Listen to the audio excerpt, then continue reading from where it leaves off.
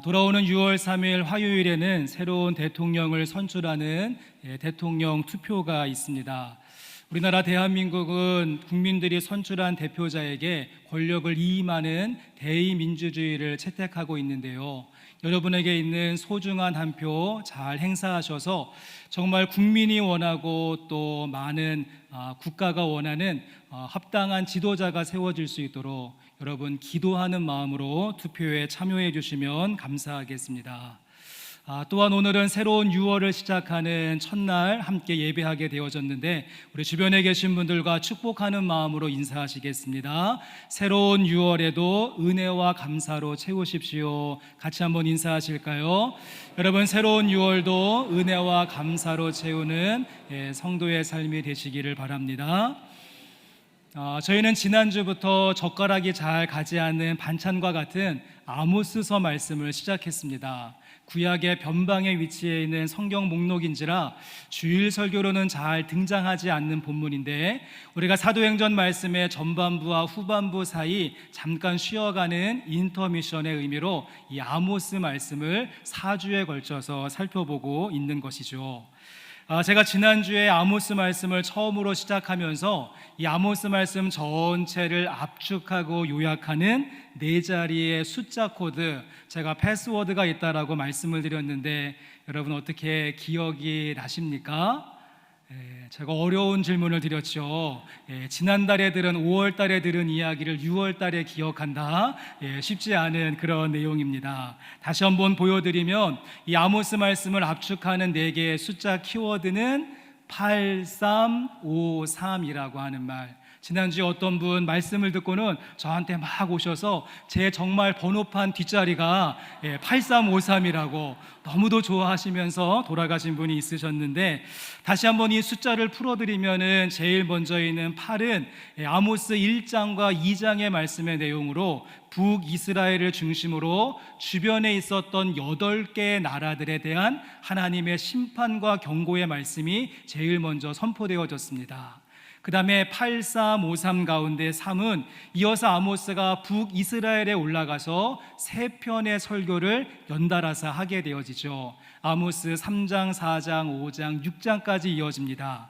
그 다음에 8353 가운데 5는 이어서 아모스가 이제 선지자로서 하나님의 계시와 환상을 보는데 5가지의 환상, 메뚜기 환상, 불심판 환상, 다림줄 환상, 여름 과일 광주리 환상, 범죄한 나라에 대한 심판의 환상, 이렇게 5가지의 환상이 아모스 7장, 8장, 9장까지 나옵니다. 그런 다음에 제일 마지막 8353 가운데 3은 그럼에도 불구하고 하나님께서 북이스라엘 백성들 포기하지 아니하시고 회복시키신다라고 하는 3가지의 약속에 대한 말씀으로 아모스 말씀은 마침표를 찍게 되어집니다. 그래서 우리가 앞에 있는 숫자만 따서 8개의 예언, 3편의 설교, 5가지의 환상, 그리고 3가지의 약속, 8353이라고 하는 숫자를 만들어낼 수 있는데요. 저희가 이 중에서 지난주에는 너희들의 서너 가지 죄로 말미암아라고 공통적으로 반복되어지는 8개 열방 나라들에 대한 심판과 경고의 말씀을 보셨다면 이제 오늘은 저희가 2번째 숫자 3, 이제 남유다의 목자 출신이었던 아모스가 저 위에 있는 북쪽 북이스라엘에 올라가서 하나님의 말씀을 대언했던 3편의 설교에 대해서 상고해 보고자 합니다. 오늘 성경을 가지고 오셨으면요, 여러분의 성경을 한번 펼쳐보시면 좋을 것 같습니다. 3편의 설교에도 반복되는 표현이 나오게 되어집니다. 먼저 아모스의 첫 번째 설교가 아모스 3장 말씀인데 3장 1절 말씀이 시작할 때에 이스라엘 자손들아 여호와께서 너희에 대하여 이르시는 그 말씀을 들으라 라고 하는 말로 시작하죠. 들으라. 두 번째 설교가 4장 말씀인데 4장 말씀 1절도 사마리아의 산에 있는 바산의 암소들아 이 말을 들으라 라고 하는 말로 시작을 하고요. 또 세 번째 설교가 5장 말씀인데 5장 1절도 이스라엘 족속아 내가 너희에게 대하여 애가로 지은 이 말을 또 어떻습니까? 들으라 라고 말하면서 들으라 들으라 들으라 3번씩이나 반복하며 아모스는 설교를 이어가고 있다는 것입니다.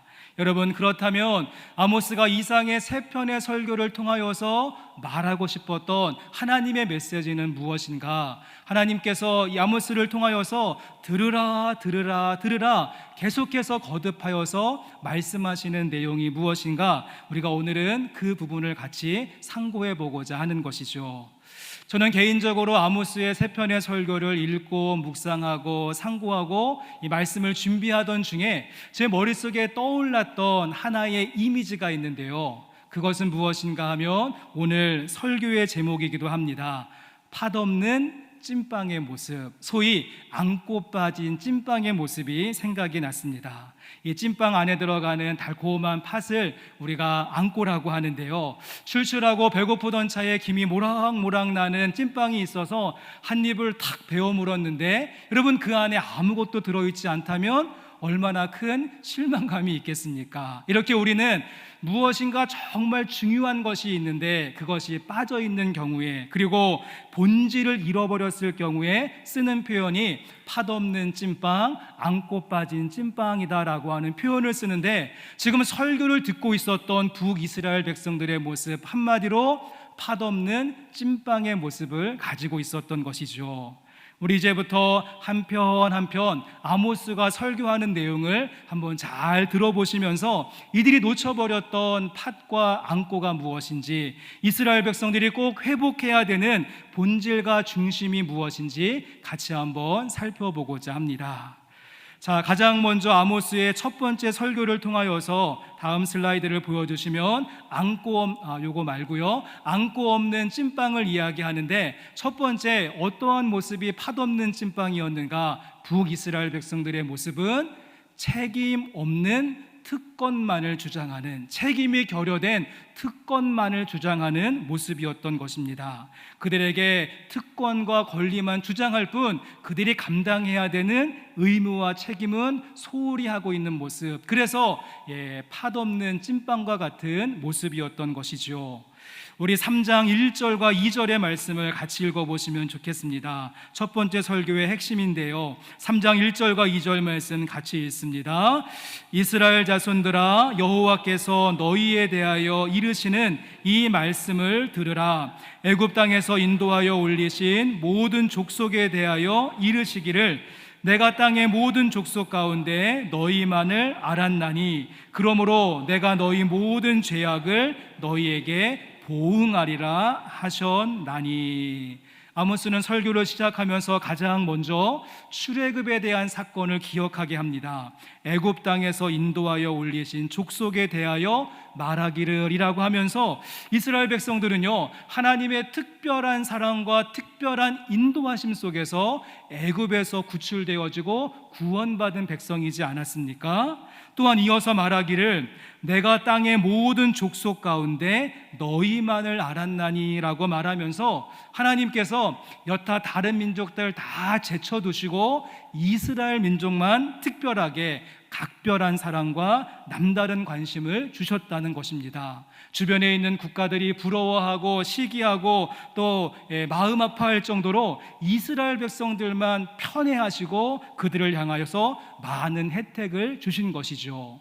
여러분, 그렇다고 한다면 이렇게 은혜로 구원을 받고 또 많은 혜택과 많은 좋은 점을 받았던 이스라엘 백성들, 그럼 어떠한 삶을 살아야 되겠습니까? 당연히 하나님의 은혜와 자비에 합당한 삶을 살아가는 것은 너무도 당연한 도리였을 것입니다. 하지만 이스라엘 백성들이 오늘 이 첫 번째 설교를 듣게 되어지는 이유는 그 많은 특권을 누렸음에도 불구하고 책임감 있는 삶이 결여되어 버리고 말았던 것이죠. 이어지는 말씀에 내가 너희 모든 죄악을 너희에게 보응할 것이다. 특권도 좋지만 하나님은 책임을 물으시겠다라고 말씀하고 있습니다. 우리가 앞에서 보셨던 1장과 2장 말씀에 8개의 나라들이 쭉 나왔습니다. 주변에 있었던 이방 나라들, 다메섹이나 두로나 암몬 같은 그런 국가들과 비교해 봤을 때 이스라엘 백성들이 특별한 은혜와 혜택을 받았다라고 한다면 좀 그들과는 뭔가 구별되어지고 차별되어졌으며 책임감 있는 뭔가 좀 다른 삶을 주님은 기대하고 요구하셨는데, 우리가 지난주에 보신 대로 북이스라엘이 더하면 더했지 다른 민족과의 차별성을 보여주지 못했다는 것입니다. 마치 안고 빠진 찐빵의 모습이었죠. 성도 여러분, 그렇습니다. 저는 우리의 구원도 마찬가지라고 생각이 되어집니다. 우리가 예수님의 이름으로 구원받는 것은 너무도 놀라운 은혜이고 주님의 특권일 텐데, 하나님은 그 구원에 대한 분명한 책임도 함께 물으십니다. 많은 분들이 이야기를 한 번 구원은 영원한 구원이라고 생각하면서 구원받았으면 이제 내가 마음껏 살아도 되고 내 뜻대로 해도 된다라고 생각을 하는데, 여러분, 그것은 하나님의 구원에 대해서 크게 오해하는 모습이라고 할 수 있겠죠. 하나님은 반드시 구원받은 우리에게 그 구원받은 특권에 부합하는 책임감 있는 삶과 또 생활을 요구하신다는 사실을 꼭 기억하실 수 있기를 바랍니다. 이런 의미에서 사도 바울이 쓰고 있는 13권의 서신서 말씀들을 종합적으로 한번 생각해 보시면, 이 모든 사도 바울의 13권의 서신서에는요, 공통적인 특징이 있습니다. 사도 바울은 서신서를 쓸 때마다 교리와 윤리를, 또 신학과 생활을, 특권과 책임을 균형감 있게 다루며 양쪽 모두에게 똑같은 무게감으로 강조하고 있다는 사실이죠. 여러분, 그래서 사도 바울의 서신서를 읽어보시면 전반부에는 언제든지 교리에 대한 측면들, 우리가 어떻게 구원을 받는지, 믿음으로 구원에 이르는다는 것은 어떠한 것인지, 우리 한 사람의 구원을 위해서 주님께서 어떤 일을 하셨는지, 그 사랑과 은혜가 얼마나 큰지 자세하고 아주 그리고 철두철미하게 설명을 해줍니다. 하지만 사도 바울의 서신서는 거기에서 그치는 것이 아니라 어김없이 사도 바울의 서신서 후반부에는 그렇게 구원받은 사람이 어떻게 살아야 될 것인지, 그들의 가정생활, 사회생활, 직장생활, 일반적인 삶은 어떠한 모습이 요구되어지는지, 당신이 주님의 은혜로 구원받았습니까? 그렇다면 그에 합당한 삶을 살아가십시오. 도전적인 메시지가 언제나 이어진다는 사실입니다. 우리가 지난주에 매일 성경 묵상집에서 묵상했었던 매일 성경 묵상집의 본문이었던 빌립보서 말씀도 한번 생각해 보시면, 사도 바울은 빌립보 교회들에게 편지하면서 그 뒷부분에 구원받은 자의 삶을 달리기에 비유합니다. 그러면서 내가 이미 얻었다 함도 아니요 온전히 이루었다 함도 아니라 오직 표대를 향하여 그리스도 예수 안에서 하나님이 위에서 부르신 부름의 상을 향하여서 달려가노라 라고 이야기하면서, 그는 늘 두렵고 떨림으로 구원을 이루고 있습니다 라고 스스로 고백하는 모습을 보여줍니다. 여러분, 그런데 안타까운 사실은 지금 아모스의 설교를 처음으로 듣고 있는 1차 독자인 이 북이스라엘 사람들, 또 아모스의 설교 속에서 또 다른 설교를 들어야 되는 저와 여러분 가운데 있는 동일한 실수와 잘못이 무엇인가 하면, 우리는 달리기 과정 속에서 출발점과 도착 지점을 붙여버리고 말았다는 것이죠. 이 중간에 달리는 과정은 생략한 채 출발 지점이 곧 도착 지점이라고 착각하면서 한 번 구원은 영원한 구원이라, 우리는 구원받았으니까 안전하다, 구원받은 자의 삶을 하나님께서 책임지신다, 나 구원받았네, 너 구원받았네, 우리 구원받았네, 할렐루야. 여러분, 이것만 강조한다면 팥이 빠진 찐빵, 안고 없는 찐빵이 되어버리고 마는 것이죠. 함께 예배하는 성도 여러분, 기대하기는, 여러분 예수님의 이름으로 구원받으셨습니까? 그렇다면 그것에 합당한 거룩한 삶으로 채워가시되 두렵고 떨림으로 구원을 이루어 나가는 삶의 모습이 있기를 원합니다. 우리는 마지막 날 주님 앞에 섰을 때 너 구원받은 자의 삶으로 어떻게 살았는가 물어보시는 숙제 검사를 받는 시간이 있음을 꼭 기억하시면서, 우리가 구원받은 자의 합당한 삶을 살아내실 수 있는 책임감 있는 성도가 되실 수 있기를 주님의 이름으로 간절히 축복합니다. 자, 이제 말씀을 한 장 넘어가셔서 이 아모스의 두 번째 설교를 한번 살펴보시겠는데요. 아모스는 두 번째 설교를 통하여서 또 한번 팥없는 찐빵의 모습을 이야기하는데, 두 번째 설교의 주제는 무엇인가 하면 북이스라엘 백성들 공의 없는 풍요로움에 빠져 있다, 공의가 생략된 풍성함에 빠져 있다라고 책망을 하게 됩니다. 제가 지난주에도 말씀을 드렸죠. 지금 여로보암 2세 때인데 이 40년의 시간은 북이스라엘 역사 가운데 가장 잘 먹고 가장 부유하고 가장 넉넉하고 가장 떵떵거리며 살 수 있는 전성기와 같은 시간이었습니다. 그런데 그들 가운데 있었던 풍요로움과 번성함이 그들로 하여금 공의와 정의를 빼앗아 버리고 말았던 것이죠. 우리 이번에는 두 번째 설교가 시작하는 4장 1절 말씀도 같이 한번 읽어보겠습니다. 4장 1절입니다. 사마리아의 산에 있는 바산의 암소들아, 이 말을 들으라. 너희는 힘없는 자를 학대하며 가난한 자를 압제하며 가장에게 이르기를 술을 가져다가 우리로 마시게 하라 하는도다. 아모스는 두 번째 설교를 시작하면서 북이스라엘 백성들에게 사마리아의 산에 있는 바산의 암소들아 라고 부르고 있는데요, 여러분, 이 말은 굉장히 모욕적인 말이라고 할 수 있습니다. 바산의 암소들아. 아마 설교를 듣고 있었던 청중들이 이 말을 듣고는요, 마음이 불쾌하고 얼굴이 빨갛게 달아올랐을 것입니다. 왜냐하면 여기서 바산이라고 하는 것은 지금 현재 골란고원에 해당되어지고 지금도 마찬가지인데요, 이 골란고원 지역은 넓은 목초지가 펼쳐져 있기 때문에 소를 방목하기에 좋은 장소, 그래서는 이곳에서 이제 그 길리움을 받는 모든 소들은 먹을 것이 많다 보니까요, 투실투실 비대하게 살찌는 모습으로 유명했다라고 합니다. 그러기에 지금 바산의 암소들아 이렇게 부르는 것은요, 좋은 표현이 아니라 넉넉한 삶에 취해 있고 자신의 배만 불리는 그 먹고 마시는 원초적인 일에 빠져 있는 그 모습을 비판하고자 바산의 암소들아, 그러니까 우리식으로 한번 이야기해 본다면 이런 피둥피둥 살찐 똥돼지들아 라고 하는 그런 표현과 같죠. 우리 주변에 계신 분들과 인사하시면 큰일 나겠죠. 여러분, 지금 아모스의 표현은요, 거침이 없습니다. 사마리아에 사는 바산의 암소들아, 이 말을 들으라.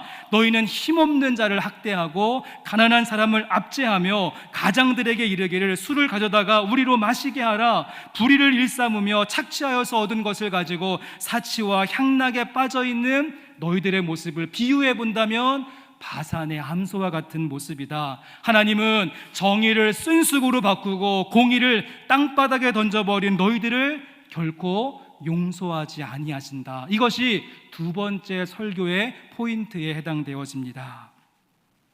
당시에 북이스라엘 사람들의 기득권을 가지고 있었던 그 상류층 사람들의 모습을 단면적으로 보여주는 구절이 있는데요, 6장 4절부터 6절까지의 말씀을 한번 우리 같이 읽어보겠습니다. 6장 4절에서 6절입니다.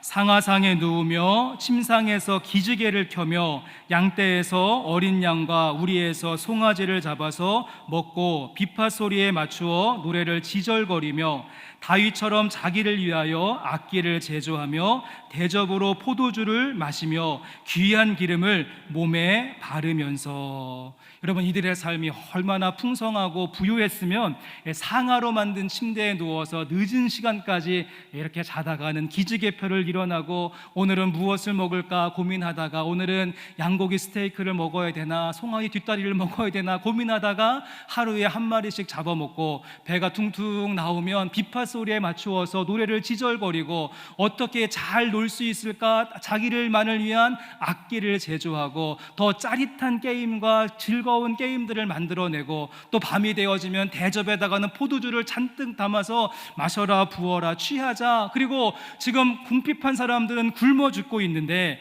그 귀한 기름을 몸에 부으면서 몸을 가꾸고 있었던 그러한 시대, 그 모습이 바산의 암소들의 모습이 되었다는 사실입니다. 여러분, 이와 같이 북이스라엘 백성들 넉넉하고 풍족한 삶을 살았는데 그 풍요로움이 그들의 삶에 있어서 무엇을 빼앗아가고 말았습니까? 공의와 정의를 잊어버리게 만든 것이죠. 4장 1절, 5장 11절, 5장 12절, 5장 7절 말씀을 연속해서 보여주시면 힘없는 자를 학대하며 가난한 자를 압제하며 힘없는 자를 밟고 그에게서 미래부당한 세를 거두었은즉 너희는 의인을 학대하며 뇌물을 받고 성문에서 가난한 자를 억울하게 하는 자로다. 정의를 쓴쑥으로 바꾸며 공의를 땅에 던지는 자들아 라고 말하면서 지금 북이스라엘 백성들의 모습은 주전자 안에 담겨져 있는 개구리 같은 모습, 그들은 정의와 공의를 잃어버린 채 끝없는 사치와 향락은 그들의 그 주전자의 온도를 높이는 일인데 그것을 막 잊어버리고 인식하지 못한 채 채워도 끝이 없는 쾌락과 풍요와 욕심 가운데 푹 빠져있는 바산의 암소들의 모습이었다는 사실입니다. 자, 이제 이러한 바산의 암소들에게 오늘 두 번째 아모스의 설교를 통하여서 엄중한 심판의 말씀이 선포되는데요, 우리 4장 2절과 3절의 말씀도 같이 한번 읽어보도록 하겠습니다. 주 여호와께서 자기의 거룩함을 두고 맹세하시되 때가 너희에게 이를지라 사람이 갈고리로 너희를 끌어가며 낚시로 너희의 남은 자들도 그러하리라. 너희가 성 무너진 데를 통하여 각기 앞으로 바로 나가서 하르몬에 던져지리라. 여호와의 말씀이니라.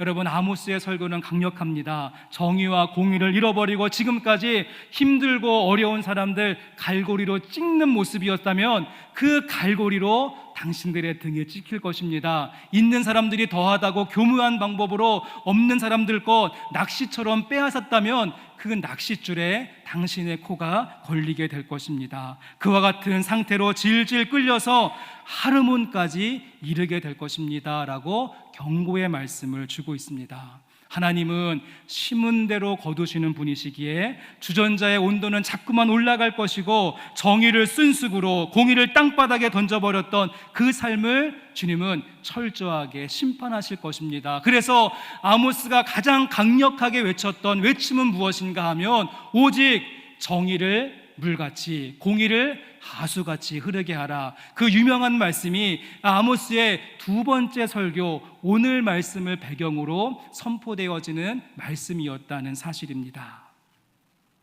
저는 개인적으로 이 아모스의 두 번째 설교의 주제인 우리가 풍요로움 가운데 동일하게 있는데 우리가 어떻게 할 때 정의와 공의를 세우는 삶을 살아갈 수 있는 것인가 고민을 참 많이 해보았는데요, 우리가 머리에 띠를 띠르고 공의, 정의 이렇게 외치는 것이 방법일까? 저는 우리가 삶 속에서 실천할 수 있는 작은 실천의 항목을 여러분들에게 소개하고 안내하고자 합니다.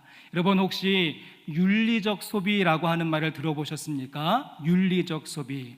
지금까지 우리의 소비의 패턴은 어떠했는가 하면 어떤 물건, 여러 물건 중에서 어느 것이 가장 싼 물건인지, 그리고 어느 물건이 질이 가장 좋은 것인지를 생각하는 합리적인 소비, 경제적인 소비가 주를 이루었습니다. 쉽게 말해서 가성비가 갑이었죠. 물건이 싸면 좋고 물건이 질이 좋으면 좋은 것, 그러면서 이 물건이 나에게 오기까지의 그 과정, 어떠한 손을 거쳐서 나한테 왔는가는 그냥 별로 고민하지 않고 우린 근검 전략이라고 하는 정신에 사로잡혀서 조금 더 싸고 조금 더 물건의 질이 좋은 것을 추구하는 소비의 패턴을 가지고 있습니다.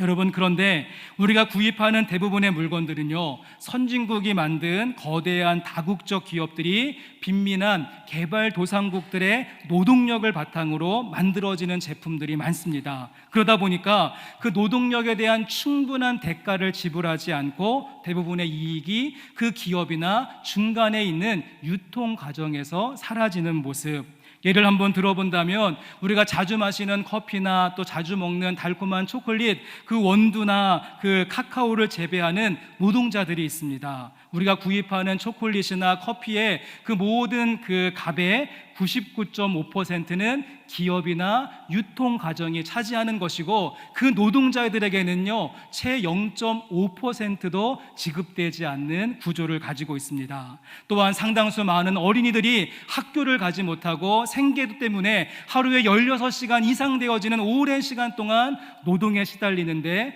그들이 받는 한 달의 월급은 채 $2가 되지 않는 않는 것이 우리 지구촌 전체가 가지고 있는 불편한 진실에 해당되어지는 것이죠. 결코 정의롭지 않고 결코 공의롭지 않은 모습입니다. 그래서 요즘은요, 이러한 좀 불균형을 해소해보고자 하는 시도를 가지고 미흡하나마 이 정의와 공의의 차원을 가지고 페어 트레이드라고 해서는요, 공정무역 제품들이 나오게 되어졌습니다. 물론 많은 품목과 많은 제품군이 있는 것은 아니지만 그 어떻게 해서든지 좀 이 중간에 있는 이 유통구조나 또 대기업의 횡포를 피하기 위해서 또 이것을 생산하고 있고 노동력을 치르고 있는 사람들에게 조금 더 많은 대가를 지불하기 위해서 공정하게 해보자라고 해서 공정무역 제품들이 있음을 보게 되어집니다. 여러분, 지금 내가 구입하려고 하는 제품이, 내가 지금 사려고 하는 먹거리가 일반 제품도 있고 공정 제품도 있다라고 한다면 내가 조금 더한 값을 지불하더라도, 이것이 조금 물건의 질이 떨어진다라고 할지라도 정의와 공의의 차원을 가지고 그것을 구입하는 것을 우리는 윤리적 소비다라고 말할 수 있다는 것입니다. 여러분, 사실 그렇습니다. 우리가 윤리적 소비를 한다고 해서 얼마나 이 세상에 정의와 공의가 세워지는 것일까? 쉽지 않은 일일 것입니다. 미국이 펼쳐가고 있는 관세 전쟁에 비한다면 계란으로 바위치기에 불과하겠죠. 하지만 이와 같은 작은 실천도 우리가 꼭 해야 되는 이유는 무엇인가 하면, 이 작은 실천이, 이 공정과 이 정의를 생각하는 작은 실천이 우리로 하여금 나를 바산의 암소가 되지 않게 하는 것이고, 미미하지만 정의를 강물처럼 공의를 물처럼 흘려보낼 수 있는 작은 노력이 될 수 있다는 것입니다. 제가 오늘 주보에도 안내해 드렸는데요, 여러분 먼저 환경을 생각하시면서 분리수거와 일회용품을 줄일 수 있는 노력이 우리 가운데 있었으면 좋겠고, 또 한 가지 먼 이웃을 생각하면서 윤리적 소비를 실천함으로 정의와 공의를 마음에 품고 살아가시는 우리 영생교회 성도님들 되시기를 주님의 이름으로 간절히 원합니다. 자, 이제 말씀을 또 한 장 넘어가셔서 마지막 세 번째 설교, 아모스의 세 번째 설교는 5장 말씀인데, 다시 한번 팥없는 찐빵에 대해서 이야기하는데, 5장 말씀의 주제는요, 회개 없는 예배 하나님께서 받지 않으신다라고 말씀하게 되어집니다. 당시에는 풍성하고 넉넉한 시대였기 때문에 북이스라엘 백성들의 예배, 그들의 삶에 걸맞는 다양하고 넉넉하고 다채로운 예배의 모습으로 드려졌습니다. 그런데 웬일인지 하나님은요, 그들의 예배를 불쾌하게 생각하시면서 너희들의 예배는 죽은 예배다라고 진단하시고 있다는 것이죠. 우리 세 번째 설교가 시작하는 5장 1절의 말씀, 5장 1절 말씀 같이 읽어보겠습니다. 이스라엘 족속아, 내가 너희에게 대하여 애가로 지은 이 말을 들으라. 여러분, 세 번째 설교는 어떠한 관점으로 진행됩니까? 애가라고 하는 말. 그래서 이 애가라고 하는 말은요, 슬픔의 노래, 장송곡, 우리로 치면은요, 장례식장에서 불려지는 노래가 애가였습니다. 저는 아무리 봐도 이 아모스 정말 강심장인 것 같습니다. 좀 전에 설교할 때는 바산의 암소들아 하면서 살살 약을 올리더니 아예 세 번째 설교에서는요, 애가를 부르면서 너희들은 죽었다, 장례식장 분위기를 만들고 있는 거. 지금 북이스라엘 백성들 두 눈 시퍼렇게 뜨고 살아있고, 좋은 것들 많이 먹어서 피둥피둥 살찌고 매끈매끈한 모습인데, 여러분은 죽었습니다. 이제 가면 언제 오나 장송곡을 부르겠다라고 하는 각오로 이 말씀을 선포하고 있습니다. 여러분, 그렇다고 한다면 이스라엘 백성들의 모습은 어떠했기 때문에 죽었다라고 하는 진단을 받게 되어지는 것인가? 그들의 겉모습은 화려해 보이고 그들은 귀한 기름을 발라서 매끈매끈할지는 모르겠지만, 그들의 영적인 모습을 진단해 보았을 때, 특별히 영적인 생명과 직결되어지는 예배와 제사를 체크해 보았을 때, 그들의 예배와 제사는 코마 상태, 회복 불능의 상태 가운데 있다, 이렇게 이야기하는 것이 세 번째 설교의 메시지입니다. 5장 21절부터 23절까지의 말씀을 보여주시면, 그래서 그 죽은 예배를 주님께서 어떻게 생각하시는가?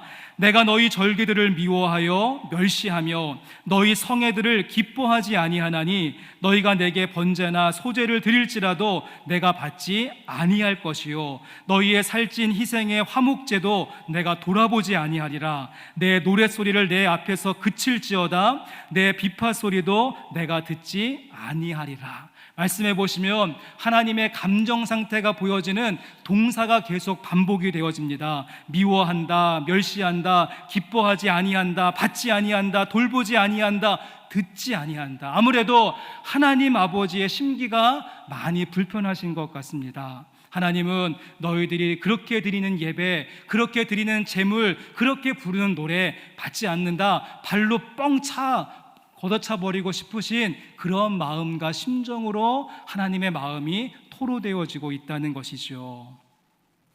여러분, 종교적으로 가장 부패했던 중세시대에 교회 건물이 가장 찬란하고 화려했다는 사실을 알고 계십니까? 종교개혁 바로 이전에 전 유럽에 있었던 캐톨릭의 모습은 어둡고 타락하며 영적으로 죽음과 같은 상태였습니다. 근데 그때에 교회 건물이 가장 화려하고 가장 찬란했고, 성직자들은 내실을 추구하기보다는 외향적인 옷을 치렁치렁 더 화려한 옷을 입기 시작했습니다. 강대상은 자꾸만 높아졌고, 그리고 하나님에 대한 사랑과 하나님이 명령하신 구제와 선교는 잊어버리고 있는 상태, 주님의 뜻과 명령이 어디 있는지 전혀 고민하지 않은 채 오로지 나의 만족, 나의 유익, 나의 기쁨을 위해서 드려졌던 예배, 그때가 가장 어두운 시대의 예배였는데, 오늘 말씀 속에 북이스라엘 백성들의 예배도 마찬가지였습니다.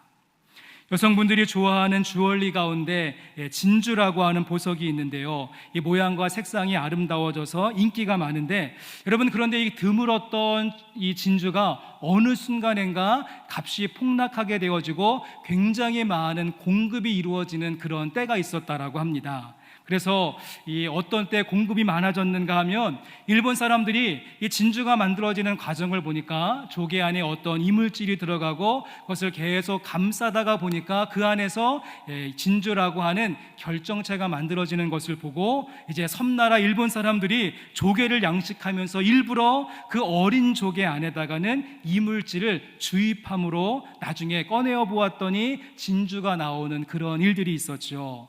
여러분, 그런데 이 자연산 진주하고 양식으로 만든 진주를 구별할 수 있는 방법이 있는데 알고 계십니까?